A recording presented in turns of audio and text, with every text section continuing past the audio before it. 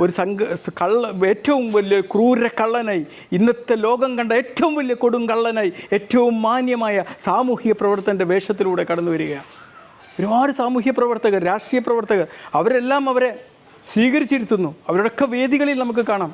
നമ്മുടെ മന്ത്രിമാരുടെ വേദികളിൽ പോലും ഏറ്റവും നല്ലൊരു സാമൂഹ്യ പ്രവർത്തനമായി ഈ കൊടും കള്ളൻ കടന്നിരിക്കുകയാണ്. ഒന്ന് ആലോചിച്ച് നോക്കണം, എങ്ങനെയാണ് കള്ളന്മാർ നമ്മളെ വാഴുന്നത് എന്ന്. ഒരു മനുഷ്യനെയും നമുക്കിന്ന് അവരുടെ ചിരിയോ ഭാവമോ അവരുടെ സേവനമോ സാമൂഹ്യ പ്രവർത്തനമോ നോക്കി കള്ളൻ ആരാണ് നല്ലത് ആരാണ് എന്ന് തിരിച്ചറിയാൻ പറ്റാത്ത അത്രയും ആടിക്കൊഴിഞ്ഞൊരു സാഹചര്യത്തിൽ ഈ കൊടും കള്ളൻ ആ ഒരു വീക്ക്നെസ്സിനെ ചൂഷണം ചെയ്ത് അതിലെ ജനങ്ങളിലേക്ക് എത്തിപ്പെടുകയാണ്. ഒന്ന് ആലോചിച്ച് നോക്കണം. കോടികളാണ് അടിച്ചു മാറ്റിയത്, കോടികൾ. ഈ കോടികൾ എന്ന് പറയുമ്പോൾ നമുക്ക് ആലോചിക്കണം, ഒരാളൊരു ലാപ്ടോപ്പ് വാങ്ങാൻ പാതി വിലക്ക് കൊടുക്കുമ്പോൾ മുഴുവൻ ലാപ്ടോപ്പ് വാങ്ങാൻ പണമില്ലാത്തത് കൊണ്ടാണ്. പാതി വിലക്കും അവരെത്രയോ ലോണുകൾ എടുത്തിട്ടായിരിക്കാം ഈ പണം കൊടുത്തിരിക്കുന്നത്. ആലോചിച്ച് നോക്കണം. 1